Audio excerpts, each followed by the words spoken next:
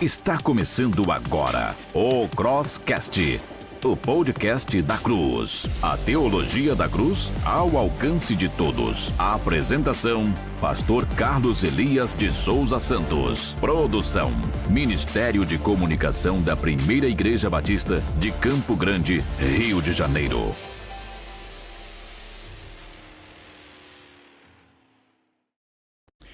Boa noite, queridos. Sejam bem-vindos à nossa primeira noite aqui juntos com o nosso podcast aqui na PIB Campo Grande. Para mim, como pastor da igreja, é uma alegria abrir esse primeiro episódio, do Crosscast. Imagina para você o trabalho que deu para a gente pensar num nome para o nosso podcast, viu? E por que o Cross, A cruz. E nós vamos literalmente aqui, nessa noite, queridos, transmitir a mensagem da cruz. Aprendendo com Martinho Lutero a diferença da teologia da cruz e da teologia da glória. Nós estamos aqui hoje não num debate entre conservadores e liberais, colocando polos distintos, mas tão somente afirmando a posição de pastores conservadores, que prezam pela boa interpretação bíblica, pelo método histórico, pela exegese bíblica do texto sagrado e que confiam que a Bíblia é absolutamente suficiente e é a palavra de Deus. Por que dizer não ao liberalismo? Pensa, meu querido, num movimento que começou no século XVIII e se estendeu durante todo o século XX, cujo objetivo principal tem sido relativizar a Escritura. Eu quero colocar para você um pouquinho do caminho que a gente vai passar essa noite, para você entender por que eu e meus colegas e aqueles que podem concordar conosco, nós vamos dizer não ao liberalismo teológico e à teologia liberal. Vamos colocar na tela para a gente abrir aqui a escada por onde a gente vai passar durante a noite de hoje. Eu coloquei no topo da escada o cristianismo e nós estamos partindo do pressuposto que somos cristãos e não queremos ver a nossa fé e o cristianismo que professamos perdendo a autoridade e o poder que tem. Mas veja o declínio com que os liberais estão promovendo e, de certa forma, se desenvolvendo dentro da teologia liberal no cristianismo. Eles dão um passo, querido, descendo no degrau abaixo e vão para a Bíblia, dizendo que a Bíblia não é infalível, que ela não é inerrante, que ela não é suficiente. E quando contestam a autoridade da Escritura, estão jogando por terra o livro sagrado, que é para nós a nossa regra de fé e conduta. Depois eles vão descer e vão negar todos os milagres. Você imagina o autor do movimento liberal dizendo que Jesus não ressuscitou, que a ressurreição é, na verdade, uma neurose coletiva de cristãos que desejavam a tanto ver Jesus poderoso que então criaram mentalmente uma ilusão de sua ressurreição, o que a Bíblia nega. A Bíblia diz que, na verdade, se não há ressurreição, é vã a nossa fé. Então veja que quando você desce dos milagres negados, você vai para negar o nascimento virginal, tá vendo o degrau aí? Você desce para negar a divindade, expiação negada. Cristo é um homem, não é Deus. Você vai negar a obra da expiação. Imagina, pastores, nós estamos perdidos. Nós não fomos redimidos, nós não temos um Redentor, ele não morreu na cruz, ele não é o Filho de Deus, nós não estamos salvos. Veja, a expiação negada, a ressurreição negada, e aí qual é o resultado disso? A gente vai pensar no episódio 2, Qual é o resultado disso? Agnosticismo, ateísmo, gente que perdeu a fé. Hoje, meu querido participante do nosso podcast aqui hoje, há muita gente dentro da igreja que já está negando a fé, que já saiu das fileiras da igreja porque deixou o liberalismo teológico entrar na igreja, deixou esse movimento liberal tomar conta do púlpito da igreja e se afastou do Senhor. Bem, pessoal, é isso que a gente vai tratar hoje. Este é o nosso assunto e eu peço que Deus nos acompanhe. Eu quero fazer uma oração pedindo a bênção de Deus para o nosso trabalho espiritual nessa noite. Já vou apresentar para vocês os dois convidados, dois homens de Deus que o Senhor trouxe para estar com a gente nesse grande bate-papo sobre a fé, sobre a Bíblia, sobre Deus, sobre a vida cristã. Vamos orar. Senhor, nós entregamos nas mãos do Senhor esse nosso primeiro episódio aqui do nosso podcast e nós não vamos debater com favores ou contras, nós vamos aqui afirmar a nossa fé, promover um caminho, um estudo, um lugar seguro, onde nós, pastores, que cremos na suficiente palavra de Deus, que cremos na ressurreição de Jesus, que cremos nos seus milagres, que cremos nas suas manifestações de poder, nós vamos levantar aqui e erguer com autoridade a sua palavra. Nos abençoe aqui, Senhor, nos dê do seu Santo Espírito e a companhia dele aqui por todo esse programa. É a nossa oração no nome santo de Jesus. Amém. Amém. Queridos, está conosco Você está conectado no Crosscast, o podcast da Cruz. Estão conosco nessa noite dois convidados muito especiais. As câmeras vão apresentá-los agora. Eu quero que você receba com muita alegria hoje o pastor André Oliveira. Pastor André Oliveira é membro aqui da Primeira Igreja Batista de Campo Grande. Eu tenho o privilégio de ser o pastor do André por alguns dias que ele chegou para nós como membro. Eu acompanho o André já tem mais de 5 ou 6 anos que eu acompanho a carreira dele.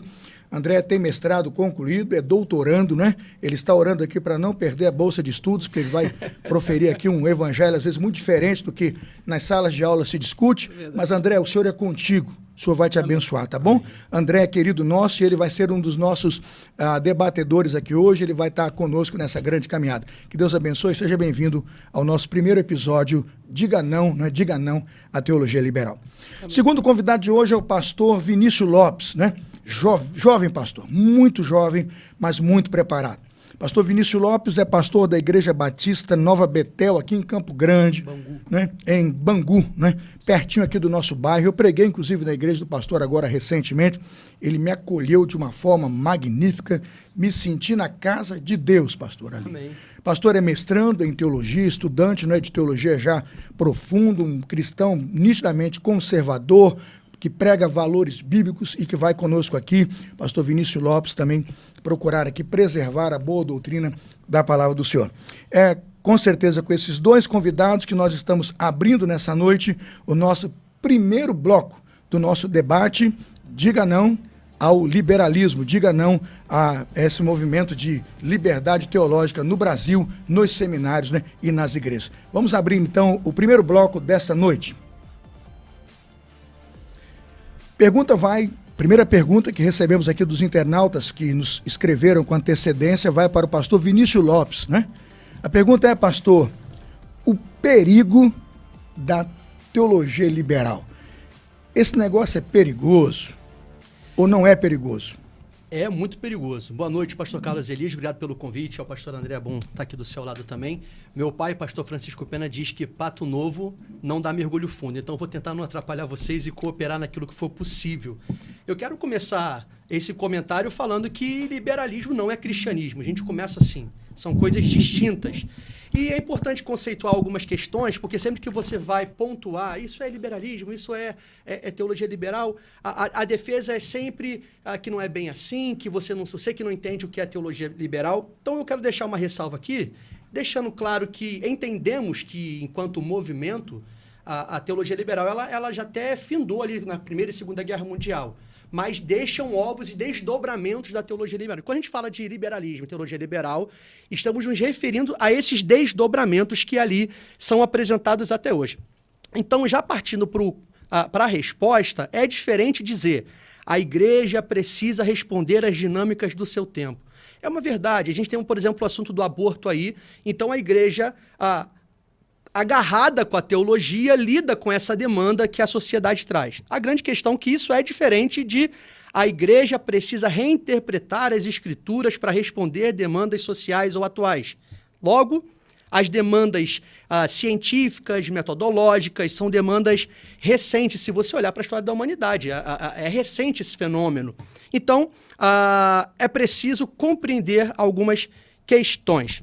Veja bem, o ateu, ele já não crê na Bíblia. Ele já não crê que Deus existe. Então, esse debate ele faz muito sentido para dentro da igreja, para quem crê ainda que a palavra é de Deus. Então, e é lá que está o liberal, é lá que ele quer deixar a sua marca, e não fora da igreja. Então, no liberalismo teológico, assim como no debate sobre a existência de Deus, a confiabilidade das escrituras deve responder a essa crítica científica, lógica que eles apresentam ali. E alguns dos pilares que trazem muito perigo para a igreja, eu listei alguns aqui, quero compartilhar, que é o combate aos dogmas. O que é isso? Toda a verdade que a Bíblia apresenta não é bem assim. Eles vão dizer que é uma absorção ali do paganismo. Isso não foi Deus que revelou. Eles absorveram de alguma outra religião ou... Pastor, eu acho interessante que eles dizem assim... Pois não. Tudo é a palavra. Uhum. Percebeu? Tudo é a palavra. No final, nada é a palavra de Deus. Sim. Já notou isso? Sim. Essa pegada de que tudo é palavra, tudo é isso, e tudo é tudo. Né? No final, tudo é nada. Porque para nós a Bíblia é a Bíblia, a palavra de Deus. Então você bateu no primeiro ponto aí, né? Acho que você vai descer para o segundo aí com êxito. Isso, então depois eles desenvolvem uma crítica ao ambiente clerical, ou seja, essa ideia de ter o pastor ensinando, professor, essa estrutura de igreja, eles vão fomentar o individualismo, resolve sozinho aí, que é muito mais fácil de conduzir, obviamente. A ideia de corpo e igreja, corpo e comunhão é perdida. Perdida, perfeitamente. E aí eles vão desenvolver a ideia do Jesus histórico e do Jesus divino. Obviamente, o Jesus divino ele é deixado de lado, como já esteve na apresentação o pastor falando, e eles vão se agarrar ao Jesus histórico. Logo, se o Jesus histórico... É uma espécie de Jesus humano canonizado. Exatamente. Não é o Filho de Deus. Isso aí. O pessoal tem uma neurose humana, não é uma espécie de obsessão humana, e pega o indivíduo e canoniza ao status divino. Isso não é o que a Bíblia diz. A Bíblia diz, no princípio era o verbo estava com Deus e o verbo era Deus. Ou nós afirmamos isso ou estamos negando a nossa fé, né? Vamos descer aí. Então, se Jesus é só esse modelo histórico, não faz mais sentido falar de um Jesus salvador. Não. Ele apenas vai apresentar um Jesus, no máximo, como um modelo moral, ético, a ser seguido. Logo, até a Basileia, o reino de Deus eterno, é papo furado. A gente fica com o reino terreno, só faz sentido quando está aplicado aqui. E aí eu quero encerrar pontuando a seguinte questão. Há um otimismo antropológico da parte dos liberais. O homem não é essencialmente mau, o homem ele é bom. E o que eu faço então com o pecado original? Então, como que eu vou colocar da base a tudo isso? Eu preciso me livrar dele, né? Eu preciso me livrar dele. A carta de Romanos tem que queimar como palha, né? Porque todos pecaram e destituídos a glória de Deus, né? Perfeito. Então, o que eu vou fazer com isso? Como que eu faço para dar base a todas essas questões? E aí vem o questionamento do texto bíblico. Há a crítica textual desenvolvida para poder eliminar a Bíblia enquanto palavra de Deus. Então, cuidado, eles têm cheiro de crente, eles se mexem como crente, eles falam como crente. Tem aparência de ortodoxia. Parece ortodoxo, mas o fato é que eles não são crentes. Não então, são. Liberalismo não é cristianismo, são coisas distintas. Pastor, respondido. É um perigo. Perfeito. É um perigo. Vamos lá, vamos para o segundo assunto, porque tem mais, não é, Rodrigo? Tem mais. Crosscast, o podcast da Cruz. Pastor, segunda pergunta que não quer calar. Está aqui todo mundo se movimentando, rede social já está começando aí a escrever, o pessoal já está se manifestando, quem não está chamando o colega para ouvir. A pergunta que não quer calar chegou para nós aqui, para a produção, mas de quem que é a culpa? Do púlpito, do pastor, da igreja, do fracasso da escola dominical, do ensino? A culpa é do seminário? A pergunta do nosso ouvinte aqui a culpa é do iluminismo, pastor André? E aí? Também, eu acho que a resposta é também. Também, né? Tem um pé lá, né? Tem um pezinho. Muito boa noite a você que nos assiste, né? Que Deus abençoe a sua vida. Boa noite, pastor Carlos Elias, pastor Vinícius. Boa noite, irmão. Meu pastor, né? Uma Sim, grande referência alegria. ministerial. Vinícius, alguém muito bem referendado, não conheci, tive o privilégio de conhecê-lo agora. E certamente desenvolve um trabalho muito efetivo, muito profícuo ali em Bangu. Na verdade, o que eu penso é o seguinte, o iluminismo, ele tem a sua parcela de responsabilidade, mas me parece que é um amálgama de movimentos que vão surgindo a partir do fim da Idade Média. A gente pode ali ressaltar a teologia liberal, e aqui eu acho que é importante fazer uma diferenciação entre teologia liberal clássica e entre liberalismo teológico, porque a teologia liberal clássica, como o pastor Vinícius disse, ela de fato se encerra ali no período das guerras. Exatamente. Porque esse otimismo antropológico, ele perde completamente qualquer sentido quando aquele morticínio todo acontece com base no racionalismo e com base nesse humanismo exacerbado daquele movimento ali do início do século XX, né? Mas quando a gente pensa sobre a origem, de fato, do liberalismo teológico clássico, a gente precisa revisitar, em primeiro lugar, o Renascimento.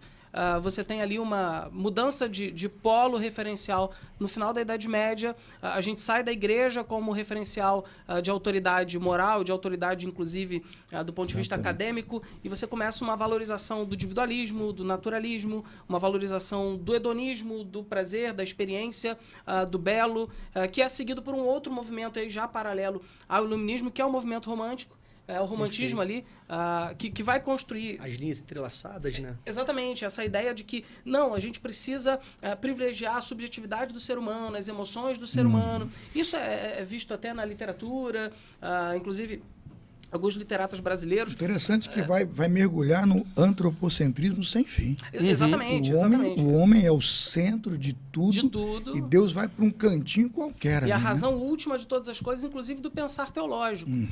E aí a gente começa no movimento do Renascimento, depois a gente passa para o movimento romântico, depois a gente chega de fato no Iluminismo. E aí o Iluminismo, lembrando, claro, que a Reforma Protestante ela já está, de alguma forma, também ligada a esses movimentos, porque ela ocorre ali no século XVI, mas ela consegue se apropriar daquilo que é bom do movimento e consegue manter uma ortodoxia.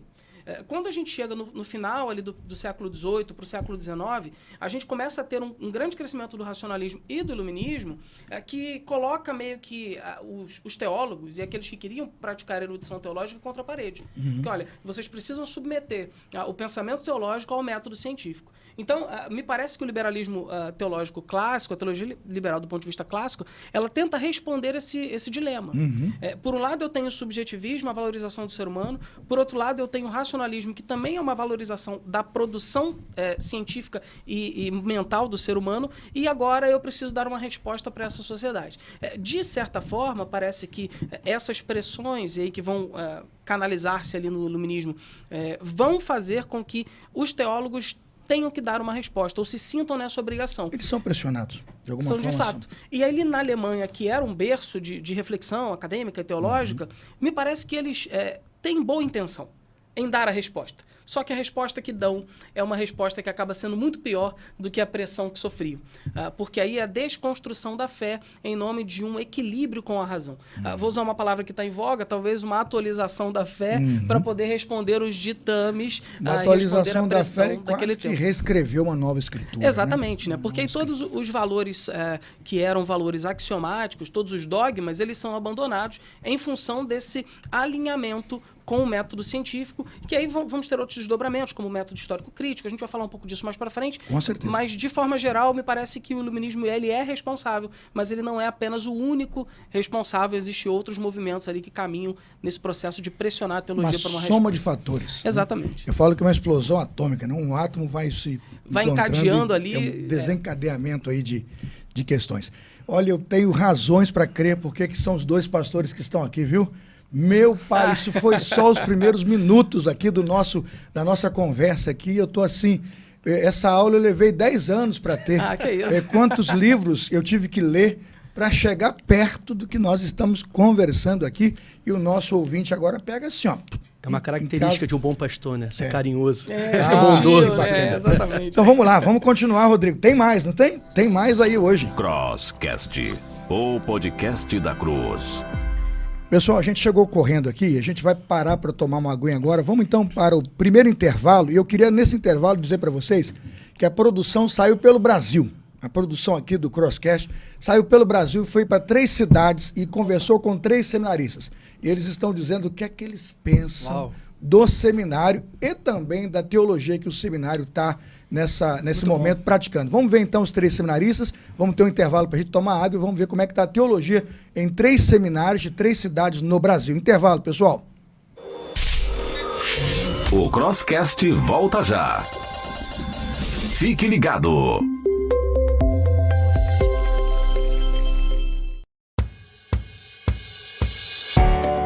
Graça e paz, meu nome é Bruno Torres e eu estou cursando Teologia pelo Seminário Martin Butzer e gostaria de falar com vocês um pouco sobre a importância de uma teologia saudável e como nós construímos isso. Em primeiro lugar, nós aprendemos no seminário que uma teologia saudável, ela se constrói quando nós interpretamos cada livro no seu contexto e no seu estilo literário específico. Por exemplo, o livro de Salmos e o livro de Mateus são livros muito diferentes. Salmos é um livro de poesia e está no Velho Testamento, enquanto Mateus, um livro de narrativa, está no Novo Testamento. Não podemos interpretar os dois da mesma forma. Em segundo lugar, nós precisamos também levar em conta que uma teologia saudável, ela se constrói baseada naquilo que os apóstolos e os profetas pregaram lá desde o início. E aquilo que a igreja tem pregado por todos esses séculos, na patrística, na reforma. É dessa forma que nós construímos uma teologia saudável e não algo que nós tiramos da nossa cabeça. O Espírito Santo tem falado por todo esse tempo à igreja. E nós precisamos levar isso em conta quando interpretamos as Escrituras. E em terceiro lugar, a nossa teologia precisa ser coram Deo. É uma expressão que significa diante de Deus. Nós precisamos construir teologia olhando para Deus, conversando com Ele. É uma intimidade que nós precisamos ter com o Deus das Escrituras, para que nós possamos ter uma teologia que é saudável tanto para nós quanto para todos ao nosso redor. E uma teologia que glorifica a Deus, uma teologia que glorifica a ressurreição, a cruz e toda a história da redenção. Ok? Um abraço e Deus abençoe. Olá, amados irmãos, graça e paz do nosso Senhor esteja com cada um de vocês. É uma alegria muito grande poder estar falando com a primeira igreja batista de Campo Grande. Eu sou o Pedro Jorge, eu tenho 26 anos de idade e eu sou seminarista do Seminário Bíblico Palavra da Vida, localizado aqui em Atibaia, São Paulo.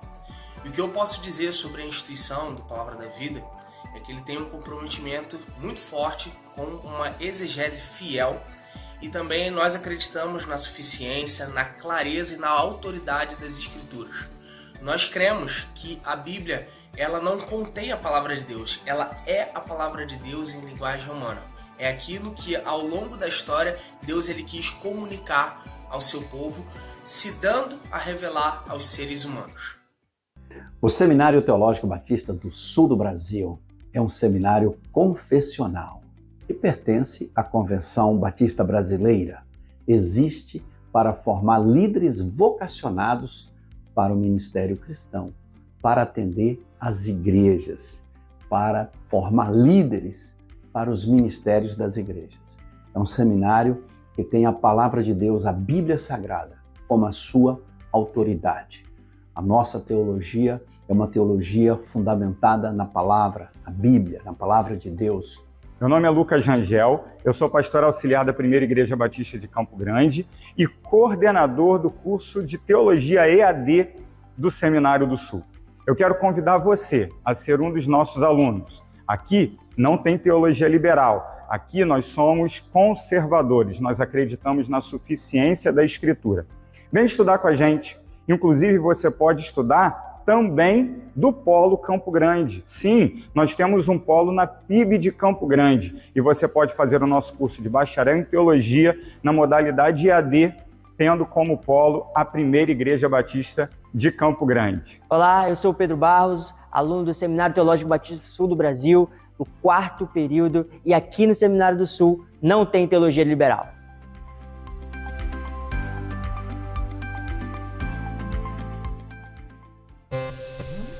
Estamos de volta com o Crosscast. A apresentação: Pastor Carlos Elias.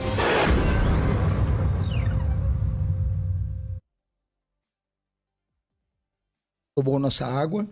Então, pessoal, o intervalo terminou, já tomamos a nossa água. Eu queria agradecer Bruno Torres, Martin Busser, Pedro Figueiredo, Palavra da Vida, não é isso? E o Pedro, como é que é o nome do rapaz ali? Pedro? Não, o final do Seminarista do Sul, né? Quero agradecer Pedro Barros. Eu não conheço o Pedro Barros, mas ele foi firme, só falou uma frase: aqui não tem, né? Eu quero parabenizar o Seminário do Sul. O reitor, viu? O reitor veio participar do Crosscast. A gente está privilegiado pelo Seminário do Sul e o diretor de EAD também. Pessoal, depois do intervalo, vamos lá. A relativização da Bíblia é a evidência mais forte do liberalismo? Pergunta que não quer calar. Seria a relativização da Bíblia a evidência mais forte do liberalismo? Com a relativização da Bíblia, o que acontece? Todo tipo de proposta hermenêutica é válida, né? Tudo que o indivíduo crê ou pensa é válido, porque, na verdade, a Bíblia não é a palavra de Deus, ela apenas o quê? Contém. E, em última análise, o quê? Quando tudo se torna a palavra de Deus, né? Nada é mais a palavra dele. Então, a grande questão que a gente vai perguntar aqui, a maior heresia que esse movimento defende é: a gente precisa, nós, cristãos, igreja, pastores, servos de Deus, aqueles que amam Jesus e o Evangelho, precisamos de alguma coisa além da Bíblia para compreender o reino de Deus, para encontrar o caminho do Senhor na revelação dele? Se o verbo é a palavra é o verbo, e nós cremos absolutamente que a Bíblia é a palavra de Deus, para mim não. Mas então o movimento liberal vem com toda essa ideia de que precisa um pouco mais de filosofia, um pouco mais de ciência, uma mudança na metodologia. Hoje o grito é: precisamos de uma nova escritura. Não diga que não é, porque eu sei ouvir, né? Eles estão propondo, e sutilmente propondo, escrever e redigir uma revisão que, na verdade, é o quê? Uma nova escritura. Não é uma interpretação, é uma nova escritura. Pergunta que não quer calar, pastor André, o povo pergunta diante do que a gente ouviu aqui, sobre essa tendência de relativizar a Bíblia no movimento liberal. É possível afirmar que o liberalismo teológico é uma outra religião cujos fundamentos não procedem de uma correta hermenêutica histórica da Escritura Sagrada? Pode-se dizer que sim, porque quando a gente imagina que a fé cristã ela tem alguns elementos que são elementos basilares para a definição do cristianismo, quais são? A encarnação de Jesus, a divindade de Cristo, o nascimento virginal, a morte e ressurreição, a parousia, a expectativa do seu retorno. Se esses elementos eles não estão constantes nos postulados de fé de um teólogo, ele está produzindo teologia? Ele pode estar produzindo teologia, sim, mas é alguma outra teologia que não a cristã. E veja que isso dá margem à pergunta do nosso internauta aqui. Sim, exatamente. Torna-se uma outra religião. Torna-se uma outra religião. Dá margem.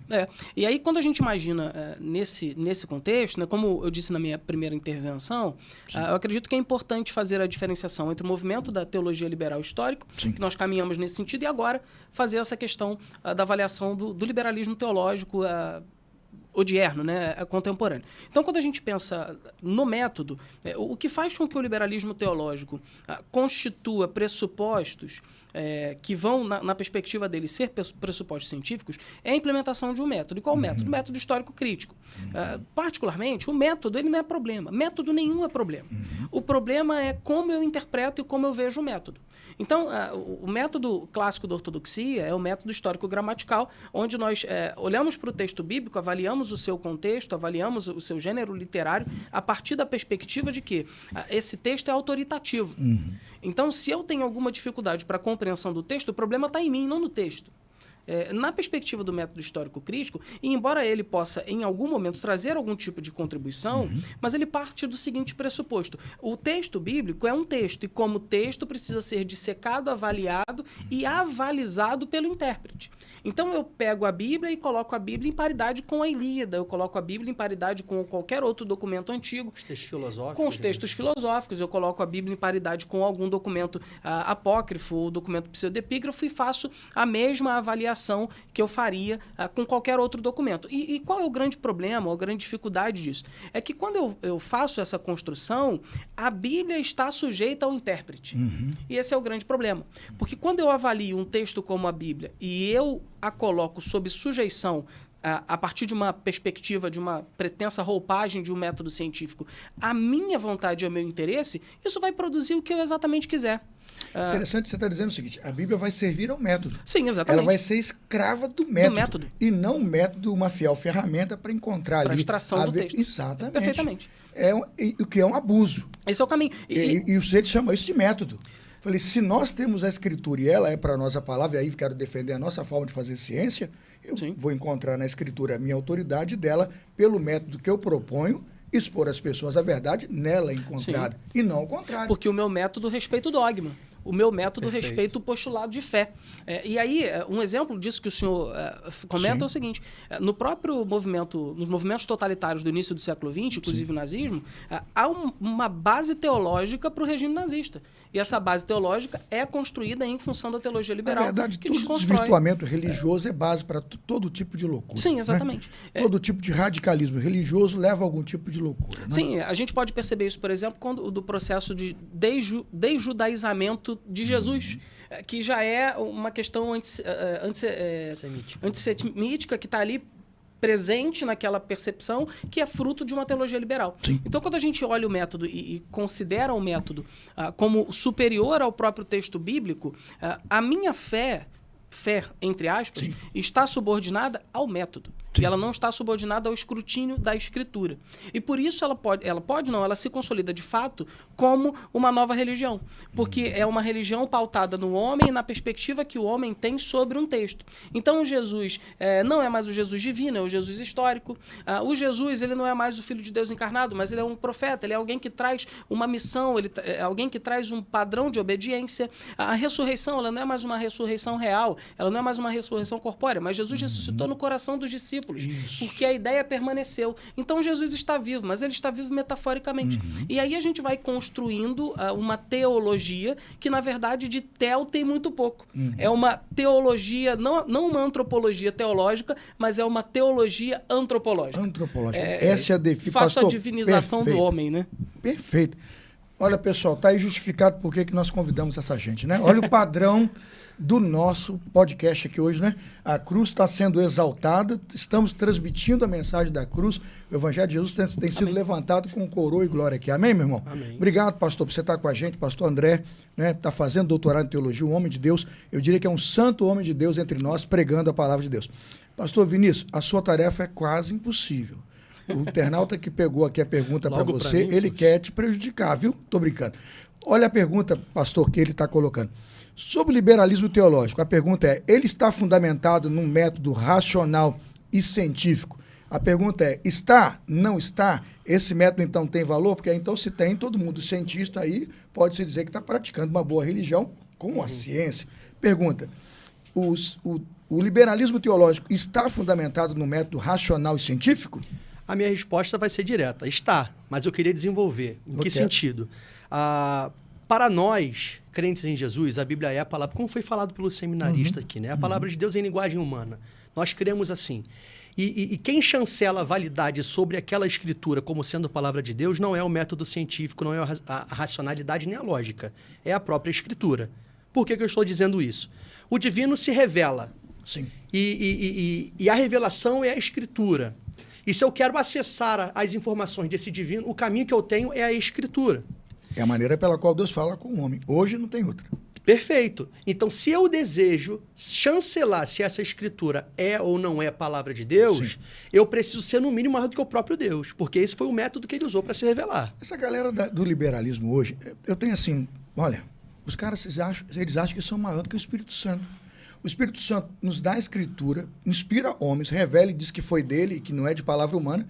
O camarada de hoje diz que ele vai revisar o que o Espírito Santo fez. Que ele tem poder de melhorar aquilo que a Bíblia diz, né? Seca-se a erva, murcha a flor, mas a palavra de Deus permanece para sempre. Pastor, essa linha aí é um método, mas ele deve ser contestado.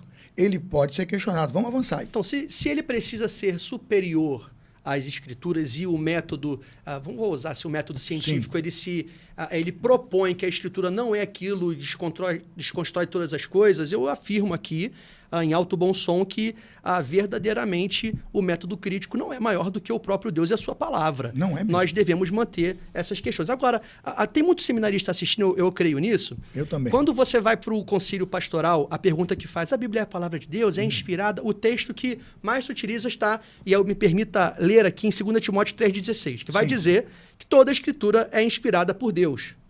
E aí, se você usa esse texto para um liberal, você vê logo que aquele logo se contorce todo. Que o argumento primário é, não, mas esse texto aí faz referência só ao Antigo Testamento. Porque Timóteo está ali, não tem o Novo Testamento ainda, então quando ele diz que toda escritura, não é nem o Novo Testamento. Então, se perde ressurreição, se perde tudo. Só que, se essa é a segunda carta a Timóteo, é porque tem uma primeira. Tendo a primeira, nós temos acesso, no capítulo 5, no versículo 18, está escrito assim, pois a escritura diz... Aí vem duas sentenças. Não amordace o boi enquanto está debulhando o cereal e o trabalhador merece o seu salário. A primeira sentença é ponto pacífico, tá? Em Deuteronômio 25:4, Antigo Testamento, o argumento está ok.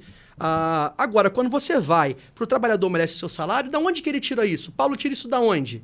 Isso está em Lucas 10:7, se minha cabeça não está me traindo agora, em Mateus também. Então, perceba, a própria Bíblia se valida. É um texto do Novo Testamento validando um outro texto do Novo Testamento. É nisso que eu confio. A Bíblia, na autoridade do Espírito Santo, ela faz o revalida, né? Ela Exatamente. Já faz o revalida. Ela que faz, né?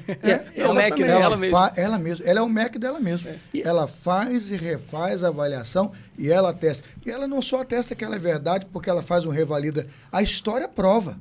Perfeito. Todas as ações e manifestações ao longo da história mostram que a palavra de Deus se cumpriu do início ao fim e ela caminha por um projeto, por um plano que o Deus infinito desenhou até o final da história, né? E arrematando no Novo Testamento, eu quero utilizar em 2 Pedro 3, 15 a 16, que Pedro vai utilizar o irmão Paulo como sendo alguém que está escrevendo cartas que Deus lhe deu aquelas cartas. Veja bem, o Senhor revelou. E depois ele vai dizer que aqueles que torcem essas escrituras fazem com as cartas de Paulo, assim como fazem com as demais escrituras. Então, veja, o texto paulino já sendo tratado como um texto inspirado por Deus. Agora, se o senhor me permitir usar o termo covardia, estou autorizado? Está autorizado. Então, a covardia, para mim, está no fato dos adeptos desse método racional e científico é ignorar que a Bíblia é o documento histórico mais confiável do planeta. Sim. Porque quando você se utiliza do... Tanto de gente que se levantou para contestar e acabou vivendo para confirmar,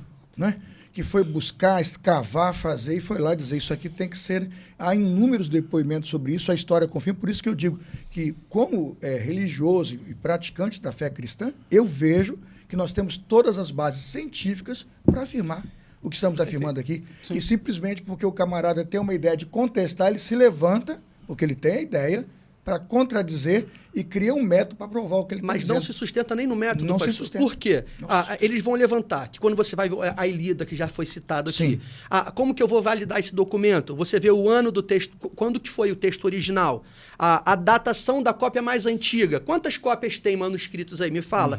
E a distância do original para essa cópia mais antiga? A diferença entre os textos clássicos do planeta para o Novo Testamento é abissal, grande, é gigantesca, é gritante. Então, só no Novo Testamento a gente tem mais de 6.000 cópias do Novo Testamento, de manuscritos. E quando você vai ver o outro documento histórico, acho que é a Ilíada, você chega a 1.000 cópias. Olha a diferença. Absurdo. Você tem 1.000 cópias da Ilíada e 6.000 do Novo Testamento. Você botar tudo isso no comparativo, você vai perceber como se sustenta e como é verdade. Mas o Novo Testamento é questionado. A Ilíada não. Ela é ensinada até como fato. E aí dos documentos, que os autores não são, né? Perfeito. É um esvaziamento da autoridade bíblica que chega às vezes do absurdo, né? Quando você olha para as guerras gaulesas de Júlio César, você não tem mais de 10 cópias.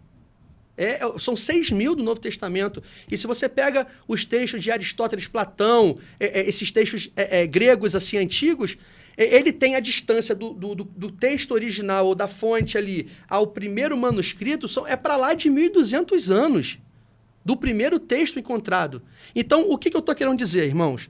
Se você pega só o Evangelho de João, que liberal adora atacar o Evangelho de João, fala que ele é tardio. Só o Evangelho de João, quando você pega o papiro do John Highlands, por exemplo, a cópia mais antiga desse papiro é do ano 130. E se você quer colocar João como tardio, escreveu lá no ano 90, são apenas 40 anos de distância do texto original para o primeiro papiro encontrado.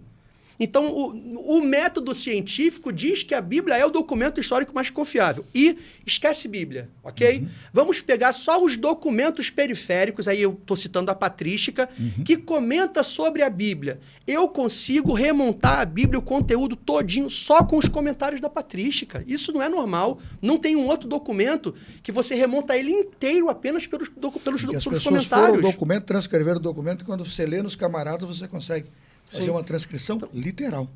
Então, eu fecho a minha participação aqui dizendo que, tecnicamente, a gente está afirmando também, por isso eu acho que a covardia da parte técnica da coisa, tecnicamente afirmamos que aquilo que já afirmávamos mediante fé. O Deus que inspirou as Escrituras, falou por meio delas e manteve ela até aqui. O Espírito não... Sempre tem aquele comentário, né? Mas não mudaram o negocinho. Meu amigo, eu creio que Deus se revelou e Ele é competente para manter a sua palavra fiel até hoje. Amém. Entende? Eu compreendo dessa forma. Amém. Deus é competente e assim manteve. E a Bíblia nunca vai estar equivocada naquilo que ela se propôs a dizer. Exatamente. Nunca vai estar, não é isso? E tem aqueles comentários do morcego, né?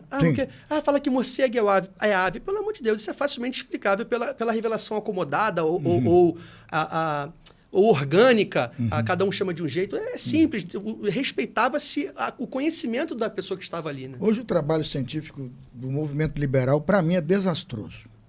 Eu sei que eu vou apanhar aqui e vai chover, né? É desastroso. É um método desastroso, desastrado, desinteressado por todas as fontes reais da história, extremamente voltado para o homem, é antropocêntrico. Nós somos, irmãos, é Deus. Deus o centro, palavra o centro, nossa mente cativa a Deus, a interpretação cativa pelo Espírito. E os camaradas querem olhar para o homem, para a miséria do homem, interpretar a Bíblia. Vai dar ruim, meu irmão. Vai dar ruim. Perfeito. Porque o pecado que está em nós vai corromper e corrompe tudo aquilo que a gente vai produzir. Porque nós estamos degenerados, irmãos, decaídos dessa graça. A queda nos arruina. E só podemos nos erguer de novo ali diante da cruz de Jesus e do santo evangelho de Jesus que professamos aqui. Não é isso, pastor? É isso que o senhor fala, pastor Carlos Elias. É exatamente porque, com o fim do movimento ali, no período do pós-guerra, outros movimentos de liberalismo teológico são desenvolvidos. Sim. Aí você tem o processo de demitologização, você tem depois o liberalismo nos Estados Unidos, Sim. aí você vai ter, na década de 60, Sim. numa perspectiva mais marxista, você tem a teologia da libertação, depois você vai ter a teologia da missão integral, Sim. depois com o pós-modernismo você vai ter outras narrativas. Então, o liberalismo teológico, ele continua sendo uma perspectiva teológica de tentar colocar o ser humano como o centro da reflexão teológica. E esse é o grande problema. Porque você sempre vai tentar, de alguma forma, em detrimento da divindade, Sim. divinizar o humano. Né? A partir de narrativas, de perspectivas, Porque, na verdade, de eles ideologias. acreditam nisso. Eles acreditam sim. que Cristo é um humano divinizado. Então, eles vão replicar essa ideia o tempo todo. Estou errado? Não. É essa ideia. Eles têm a ideia de que Cristo é um humano divinizado. A partir daí, vão surgir muitos Cristos divinizados, com uma nova escritura, com um novo conhecimento, Sim. com um novo modelo de fé, plantando uma nova igreja. Não é isso, não? Eu queria só frisar É uma nova detalhe, religião. que é possível você encontrar uma teologia sendo feita de um liberal, mas Sim. que ele não aborda todos os pontos. Então Sim. ele pode dizer, não, Jesus é divino. Mas aí o pecado original não é bem assim. Então você percebe que há depois uma atualização de querer trazer uma ortodoxia em alguns pontos, mas você vê claramente que ele é influenciado pelo liberalismo. Com certeza. Pessoal, não sei vocês, viu? Eu já estou com saudade aqui. Porque que gostoso, né? Já estou convidando vocês aí para a gente fazer o segundo, tá? Sim. Vamos fazer o segundo, a gente precisa Sim, um pensar prazer. nisso. Estaremos aqui. Precisa pensar no impacto disso, né? Na minha vida. Irmãos, no seu ministério, na sua igreja, tem muita gente desconectada do que estão fazendo. Há caras aí do Brasil hoje sendo seguido por milhões de pessoas que estão corrompendo e destruindo a fé desses irmãos, porque eles não entenderam a diferença. Vamos lá? Se o senhor me permite, pastor, Claro que dentro permite. disso que o senhor fala, eu particularmente entendo que uma teologia liberal vai se configurar numa eclesiologia liberal. Com certeza. Porque o teólogo vai aprender na academia e vai levar isso para o púlpito. É o espelho dela. Ele não tem como não levar isso para o púlpito. A boca fala do que o coração está cheio. A gente vai expressar. E a minha ovelha, quem está lá me ouvindo, vai interiorizar valores, conceitos liberais e vai aplicar isso no seu dia a dia. Então, não é apenas uma questão acadêmica. É uma questão eclesiástica ou eclesiológica muito mais densa do que a gente possa E com imaginar. resultados espirituais assim, Desastrosos. muito profundo, muito importante a gente discutir que vai ser um desastre. Sim, é verdade. Pessoal, o segundo bloco terminado, maravilhoso, não tem nada para revisar aí, a gente está feliz aqui com vocês. Vamos avançar, vamos ter agora o nosso segundo intervalo, um pouquinho de água para hidratar a garganta e vamos para o terceiro bloco. Vai terminar, não é? Intervalo, pessoal, vamos lá. O Crosscast volta já. Fique ligado.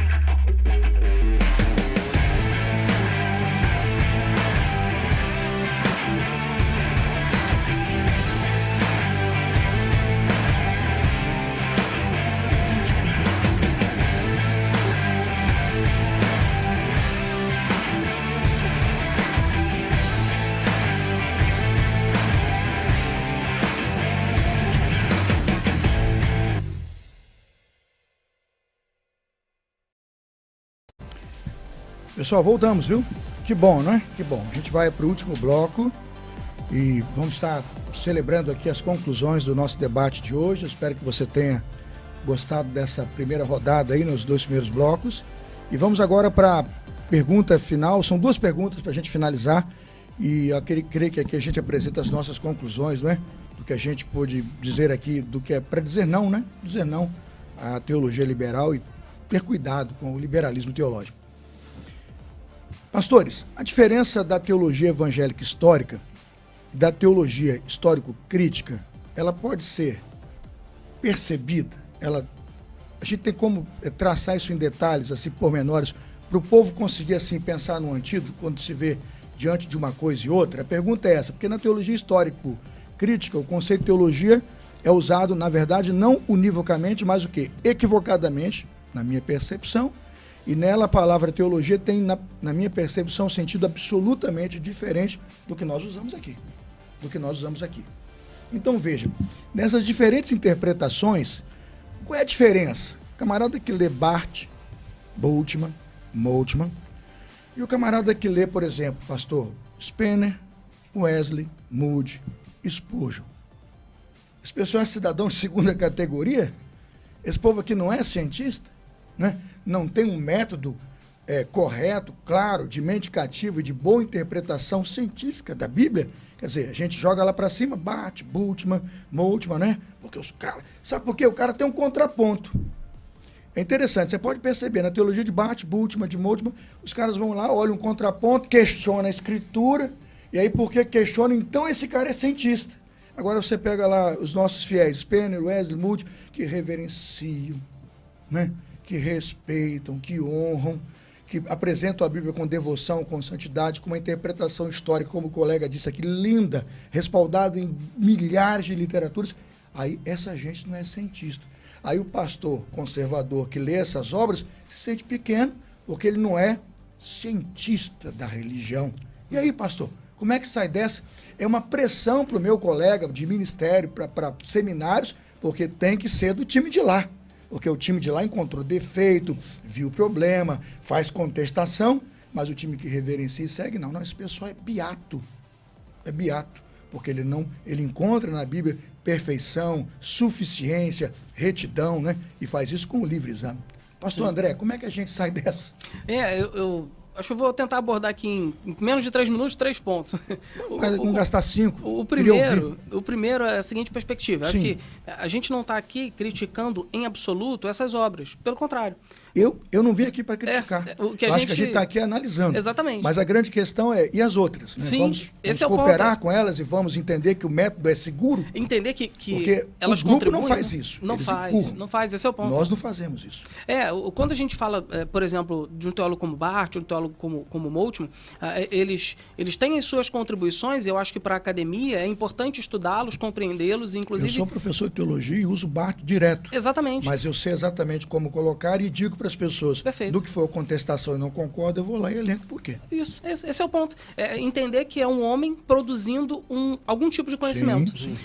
E aí, o segundo ponto é o seguinte, às vezes a gente cai na ilusão de que o cientista, quando eu falo cientista, é todo aquele que de alguma forma produz a partir do método científico, inclusive, em certa medida, quando a gente fala de teologia do ponto de vista acadêmico, a gente está falando sim de ciência, é o erro de achar que o cientista ele está num positivismo absoluto, de que ele não tem pressupostos próprios, de que ele não tem valores próprios que ele está comunicando na sua produção científica. Então a gente imagina o cientista como alguém etéreo, com um jaleco branco que vai sentar ali e ele é isento de pressupostos. Quase pasteurizado. Quase pasteurizado, exatamente. E não, às vezes esse teólogo é alguém que está ali exatamente para promover a desconstrução do valor bíblico, exatamente para promover a desconstrução da devocionalidade.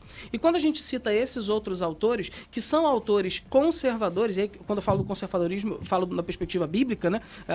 Conservadores, autores tradicionais, autores ortodoxos, que são autores que na sua produção teológica a embebedam de devocionalidade e que isso produz vida na vida dos seus leitores, esses são descartados porque não são científicos o suficiente. E esse é um pressuposto falacioso. Quando eu pego alguém, por exemplo, como até foi citado aqui como Wesley, que para o seu tempo, como o Dwight Moody, que para o seu tempo, como o Spurgeon, que para o seu tempo, como tantos outros que a gente poderia citar, que produzem coisas. Recentemente, a gente teve na nossa denominação Russell Shedd. Armínio e Calvino em pontos extremamente diferentes e extremamente respeitados e referenciados. Extremamente devocionais e espirituais. Produzindo teologia devocional científica. Exatamente. Leia os debates de Armínio. Que debates teológicos de altíssima profundidade. A Holanda foi impactada por esse homem de Deus. Então, veja, há um método. Exato. Há uma ciência valorosa que merece ser observada e que nós aqui, com certeza, vamos levantar. João Calvino, uma ciência praticada. João Calvino, as institutas, o maior presente à igreja evangélica cristã são as institutas de Calvino. O doutrinamento, o ensino, o valor que está naqueles textos, e nós vamos chamar isso de ciência de segundo escalão. Ou nem de ciência, né? Exatamente. O que eu estou dizendo aqui, há um grupo e uma superstição, grande joga isso para o sistema místico e supersticioso do ralé da religiosidade. Deus tem misericórdia. E concluindo aqui, uma coisa interessante, né? Quando a gente lê o Evangelho de Mateus na ocasião da ressurreição de Jesus, a gente tem ali uma narrativa do liberalismo presente, que os líderes judeus chegam para Pilatos e falam assim, olha, manda uma guarda ali, porque os discípulos vão chegar, vão levar esse corpo e o embuste de Jesus da sua ressurreição vai ser mais fraco do que o dos discípulos que vão dizer que ele ressuscitou. E aí, 1800 anos depois, a gente tem gente da fé cristã dizendo exatamente o que eles diziam lá atrás, né? Que curioso. Vamos ouvir o pastor Vinícius. Pastor Vinícius, aí, qual é a diferença? Método da teologia evangélica histórica desse método histórico crítico. Tem diferença? Vamos lá, pastor. Tem. Enfatiza mais aí. Tem que falar antes deles, senão eu fico sem graça. Não, aqui, pastor, é doído. O camarada é baixinho, mas ele bate doído, né? Eu acho engraçado que quando você vai comentar com um liberal, fala, você faz uma crítica ao material de Bultmann, ele começa a querer definir, não, você entendeu mal, ele não quis dizer bem assim, ele precisa assim, e há todo um carinho para tentar amenizar as graves falas que ele pode conduzir ali, mas quando você cita, por exemplo, o Calvino, você é olhado com desprezo. Ele está citando Calvino para mim, e isso é ignorado até no meio acadêmico. Você não está estudando esses camaradas que contribuíram profundamente, Calvino, Lutero, enfim, e outros. Qual é a diferença entre eles? Um busca reinterpretar a Bíblia naquilo que está no contexto social, e o outro, ele considera o contexto social e utiliza a Bíblia nessa relação. A diferença, para mim, básica é essa. Então, as questões sociais, elas sempre alteram a teologia de um liberal. Então, você repara que a teologia vai mudando de acordo com aquilo que está acontecendo na sociedade. Agora, eu afirmo aqui, a teologia, ela é a mesma desde o primeiro momento que a igreja é fundada, a teologia ela deve seguir a mesma. Agora, pensa comigo, a Schleiermacher vai ser considerado o pai do liberalismo, né? Apesar do movimento ter seguido depois. Ele tem uma clara influência social do pietismo do neologismo, do neologismo. Então, percebe, o contexto social forma, ele pega a questão da crítica das formas também, e ele forma uma teologia a partir daí. Aí você vai ter o movimento liberal influenciado pelo racionalismo, positivismo, luminismo, como o pastor aqui já falou, a teologia, de novo, moldado pelo contexto social. Você vai avançando, os que se desdobraram depois vão utilizar esse movimento do liberalismo para moldar a sua teologia. Então, a teologia ela é sempre moldada. A teologia, eu afirmo aqui, ela é atemporal. E ela foi recebida pelos apóstolos de Jesus e foi repetida. E algumas coisas a gente debate de forma mais profunda. Então, assim, a teologia bíblica ela é temporal. Pecado original é pecado original desde a primeira igreja até a última igreja. Jesus é o Salvador desde a primeira igreja até Jesus voltar. Isso não é alterado. O primeiro Adão está lá para pecar, o segundo Adão para consertar a história é Cristo, e é ali que a igreja está resgatada. Essa é a grande diferença. Tu pega essas camaradas ortodoxas, a teologia é a mesma e eles lidam na cultura. Tu pega o liberal, ele é moldado pela cultura e forma a sua própria teologia a partir disso. Pessoal, vai deixar saudade. Fizemos história aqui hoje, né? Pergunta final, fechando o bloco, e a gente vai ter que dar a razão. Por que a gente vai dizer não para a teologia liberal? Eu quero dar a minha resposta. Eu vou dizer não.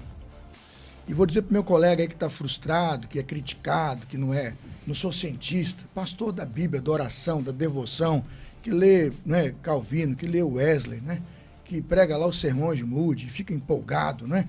Que cita Spurgeon. Colega, você é cientista de Deus, cara. Fica firme aí. Amém. Pega firme aí, pode confiar. A pergunta para a gente terminar é: o conservadorismo teológico não precisa ceder às suposições da crítica bíblica? A pergunta é: tem que ceder ou não precisa ceder? Porque é aquela ideia, se o cara cede, ele cede porque acha que tem que ser aceito. Mas a pergunta, se ceder, a conta é cara. Sim. Então a pergunta é: o conservadorismo teológico precisa ceder às suposições da crítica bíblica? Pastor Vinícius, começa contigo. Eu quero ser raso propositalmente aqui. Claro. Não precisa ceder, mas seria bom entender. Vamos lá. Obviamente, para você saber do que você está, o que você está negando ali. Interessante você saber. Vamos lá. Mas você quer saber o que eu penso? Assim, é bom afirmar que a gente aqui não é contra a ciência, obviamente. De maneira a gente compreende. Na verdade, aqui... a gente está defendendo a nossa fé também com um bom método científico. Perfeito. Histórico. Sim. Perfeito. Histórico. A ciência é desenvolvida, é mantida e financiada por pessoas de fé, que creem em Jesus como Salvador, e enfim. A gente crê que a ciência ela é graça comum, tá? Então é ponto pacífico aqui. Sim. Agora, a grande questão que eu coloco é que a crítica textual não é a solução para problema hermenêutico. Muito pelo contrário, traz mais problemas. E para ser bem sincero e raso propositalmente, Sim. Essa técnica não está sobrevivendo nem a navalha de Ockham, por exemplo, que é algo bem bobo e simples. O que quer dizer essa navalha de Ockham? Bem rápido. A resposta mais simples provavelmente é a correta. Então, um exemplo simples e bobo também. Um barulho no telhado. O que aconteceu? Caiu um meteoro? São as fibras da telha que entraram em colisão e assim criou um estrondo? Ou é só um gato no telhado? Muito provavelmente é só um gato no telhado. A resposta mais simples, provavelmente... Um gato que subiu no telhado. Perfeito. Então, considera comigo. Um doido, ele contou as conexões que há entre os textos bíblicos. Ele diz que tem mais de 60 mil relações cruzadas ali no texto bíblico, de Gênesis a Apocalipse. Se fosse um único homem, já seria milagre para mim. Mas a gente tem aí, sei lá, vamos botar mais ou menos 40 pessoas que estão participando dessa... sendo... a revelação, Deus usa essas pessoas ali para escrever o texto. Essas pessoas são separadas por 1.500 anos, cada uma num continente, com 3 línguas diferentes.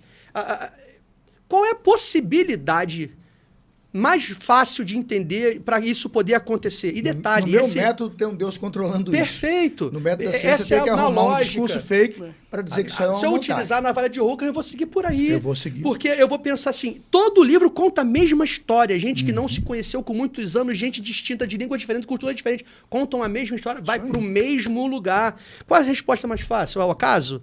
É um grupo de conspiração religiosa manipulando a humanidade? Não, a minha resposta mais óbvia é Deus. Então não se sustenta nem na simplicidade da navalha de Ockham. Argumento científico. Perfeito. Não se sustenta. Perfeito. Eu diria que essa colossal teologia liberal tem pé de barro, meu irmão. Cabeça de ferro, peito de bronze, pé de barro. Na minha percepção, pé de barro. Então, tecnicamente, eu reafirmo aquilo que já afirmávamos mediante fé. O Deus que inspirou e falou por meio das Escrituras é o mesmo Deus que garantiu a sua manutenção, e a revelação está aqui para nós hoje. Amém. A palavra de Deus. Gente, acabou. Eu tô aqui. Poxa vida. Não pode ser 2 horas o programa, não. O pessoal de casa, vota aí, pede para aumentar aí. Tem podcast que é 9 horas, pastor. Tem? Vamos aumentar. Então vamos passar uma noite aqui. Vamos fazer uma vigília de bate-papo, de oração. Porque, olha, eu tô empolgado aqui, tá bom?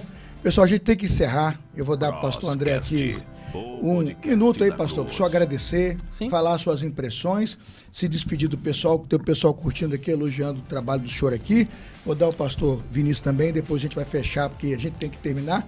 Fica meu convite. Segundo bloco, vamos pensar sobre impacto.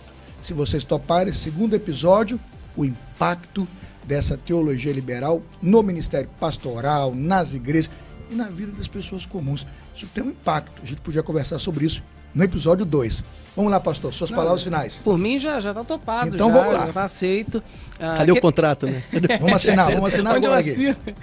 Não, só queria agradecer ao pastor Carlos Elias, a PIB de Campo Grande pela proposta. Eu acho que é sensacional, genial, é pertinente.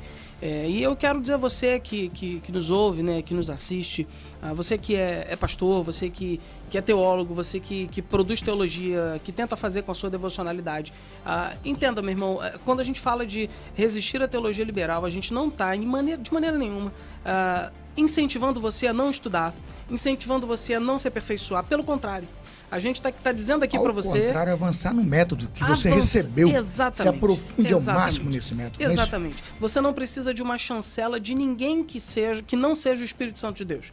Então, mergulhe na Escritura, mergulhe em bons teólogos, mergulhe em bons autores, procure gente de referência, gente crente, e esse pessoal, esse amálgama de conhecimento vai mudar o seu ministério sem fazer você perder a sua fé, os seus princípios e os seus valores. Você não precisa ceder ao liberalismo teológico, tem esperança, tem vida e tem verdade revelada na Escritura pra gente. Deus te abençoe. Boa hermenêutica, boa teologia.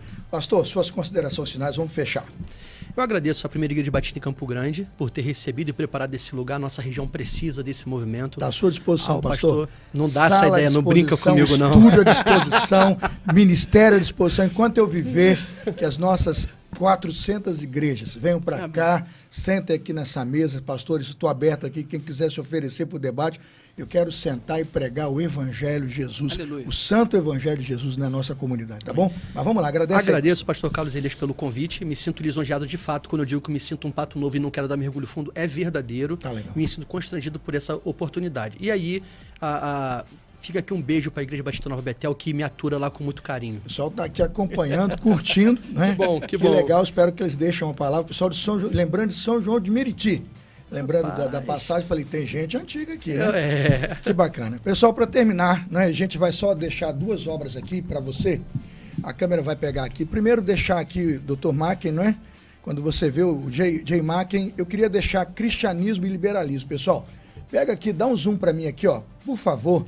Essa obra é fundamental. A gente, de alguma forma, acabou trilhando esse caminho. Eu procurei fazer um roteiro em cima. 2023. Espetacular. Pastor que não leu, eu tenho que dizer assim, quase que não vai para o céu. É brincadeira, óbvio. Pessoal, é a obra mais importante para estudar liberalismo, tá? J. Macken, Cristianismo e Liberalismo. A gente usou como roteiro, tá para você. E aqui, se quer realmente não se dobrar a crítica bíblica, né, essa ideia de criticar o texto, não aceitá-lo, a nossa Etta Linnemann, né? Espetacular. Tem outros livros da doutora Etta Linnemann, mas esse, pastor Carlos, eu tenho certeza que meus colegas recomendam, né? Nós, inclusive, tocamos num tópico da obra dela e eu quero recomendar porque ela fala exatamente desse método fajuto que questiona a Bíblia sem sustentação, né? Pé de barro, meu irmão, tá aqui, ela cita isso. Teologia de pé de barro, vai dar ruim. Não sustenta teu ministério nisso, não. Então, indico aqui a Crítica Bíblica em Julgamento para você que quer crescer com teologia sólida e forte. Para terminar, lembrar, pastores, aqui, pastor André, pastor Vinícius, que a dona Lia, ela ficou com pena de vocês 10h30 na PIB com fome. Já gosto dela. Então ela mandou, chega para cá, manda uma caixa aqui, ela mandou o jantar de vocês. Eu vou receber uma caixa aqui, só para você ver o que a dona Lia mandou para vocês, ó. Tá aqui, dona Lia, Deus te abençoe, olha dona aqui, Lia. Vou virar ao contrário, ó. A dona Lia mandou uma pro pastor e uma para você. Poxa, obrigado, dona Lia, obrigado de coração. Muito obrigado, dona Lia. A pastorada aqui termina o podcast com janta garantida, tá bom? Conta comigo. Obrigado aí, eu quero, dividam comigo, por favor, tá bom? É claro. Eu quero, em nome da Primeira Igreja, agradecer Rodrigo, Claudenir, João Gabriel, né? A nossa Carol Coplin, não é? Carol Coplin, Ellen, né? Toda a liderança do Ministério de Comunicação, pessoal top mesmo, é o time top do nosso Crosscast. Nós improvisamos isso, Rodrigo, em 5 dias, Rodrigo, total de 5, 6 dias. Esse estúdio foi montado em um dia e a Deus seja toda a honra, Amém. toda a glória e todo Amém. louvor. Primeiro episódio entra para a história, foi para o passado, vamos para o 2, os impactos da teologia liberal no dia a dia da igreja, do ministério pastoral, das pessoas e do homem comum. Não pensa que não pega lá não, pega lá, mais 1 hora, se vocês concordarem, estamos de volta, episódio 2. Pessoal, terminando aqui, vamos subir aí a letrinha. Até o próximo podcast. Agradecemos a sua audiência e voltamos aqui na semana que vem, 21h30, nesse mesmo estúdio, na Primeira Igreja de Campo Grande, com a equipe de comunicação dentro da sua casa. Até mais, subindo letrinha. Nós estamos nos despedindo do Crosscast. Um abraço.